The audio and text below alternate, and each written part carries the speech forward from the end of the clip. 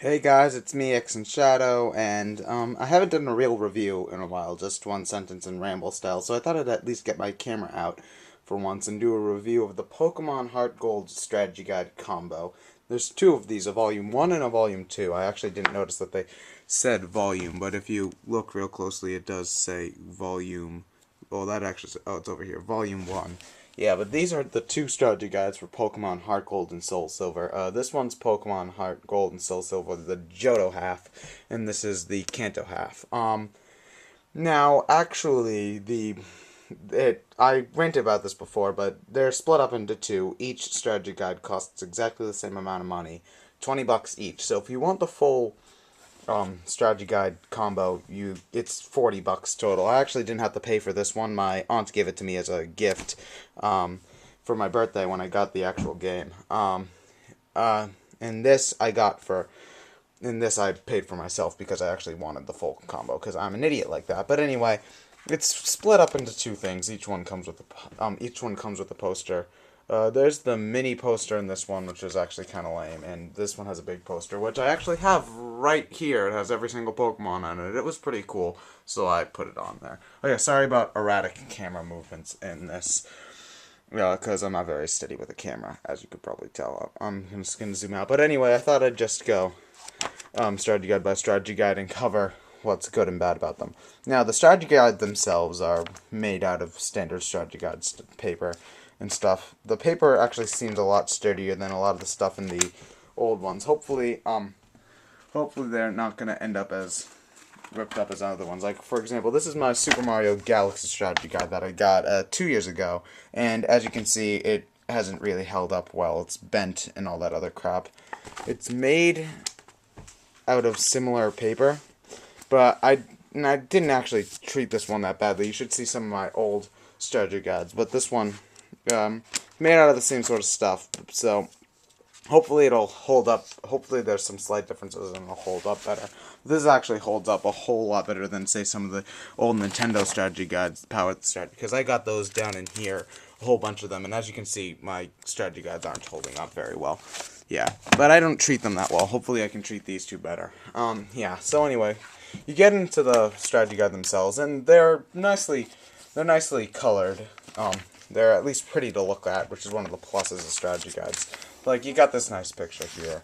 This one starts off with like a summary of the first game's story, what little story there was. Yeah, they even include the Snorlax battle, which is cool. And they've got a character roster with that jackass. But anyway, there's also like a Pokemon introduction guide.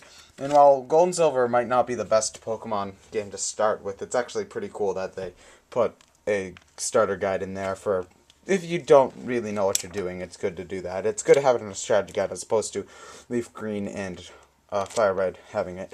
Now, when we get to the walkthrough is actually pretty good as well. It's got a decent layout of everything that happens, cool stuff to get, Pokemon and their rarity and times. It's a pretty good. It also stuff you need. What Pokemon are good? It actually has an entire article on HM slaves. But yeah, it's a pretty decent walkthrough. I wish that it would tell you where exactly hidden items are a little bit better. Like, it points them out, but it's not exactly clear 100% of the time. But yeah, but the problem is, let me just skip over right to the end. You go, you get all this stuff. You beat the Elite Four. You beat Lance, see, he's got that epic drawing, and then that's it. That's the end of this guide. Having it only have half of the thing, I've ranted about this in my one-sentence rant, but that is bullshit, and that is still bullshit. It's also got a guide for the Safari Zone, which is nice, and a Wi-Fi connection guide, and actually a guide to the Pokewalker that helps a lot.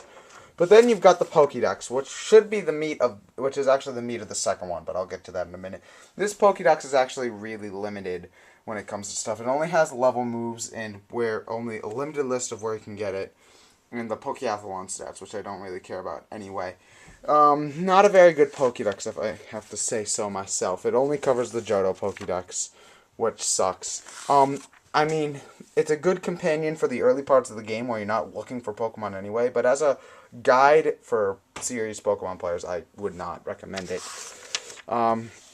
Yeah, and then you've got the adventure data, which is the same in both, pretty much. But yeah, the first guide is definitely the worst of the two. It's not a very good guide, I would have to say. Well, I mean, it's a decent guide, but it cuts out half and the Pokédex is not. They're really meant to be together. So I'd rather pay $30 for a complete strategy guide with both of these, because the second one's actually a pretty good guide. I'd rather pay $30 for both of these than 40 for them separate. Okay, but now we've got number 2. This one has pretty much the same for the walkthrough, same quality, so that's good. It also has a very good Pokemon Trainer Battle Primer, which gives good... For the noob, it's very, very good for when you're trying to get into the competitive scene. I already know most of this stuff, but I'm also a geek. It also has a completion guide for the National Pokedex, which gives some helpful hints. Explains, like, the mass outbreaks. And then we get to the best part of this, the National Pokedex. This is an awesome Pokedex. As you can see here, let's just look at Bellsprout. You've got Bellsprout, you've got his level up learned moves, you've got his badge point moves, he's got his Move Maniacs move, you've got his egg moves, you've got the TM moves, and you've also got locations in all the Generation 4 games. That is awesome. This is a very, very good Pokédex, and it's probably going to be my main source of information for at least Generation 4. I mean, you can get this for free on Bulbapedia and on Cerebi, but this is a very, very good guide if you want it in strategy guide book form. Yeah, but it covers the entire thing. This is very, very, very good. And then you also got the Pokewalker guide, which helps a lot too. It's pretty much the same as in the other one. And then you've got the adventure data. So there's a lot of copy and paste stuff, but they really are meant to be a pair. So, yeah, that's the Pokemon Pokédex. The first one is definitely worse than the second one, but when you've got them together, it's actually a very good guide.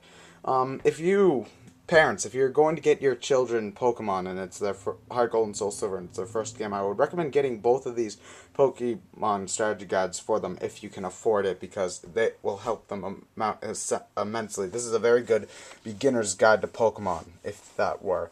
However, it is $40, which is a ridiculous amount of money to ask for something you could get free online. Portability is one thing that's good for this, because Pokemon is a very portable game.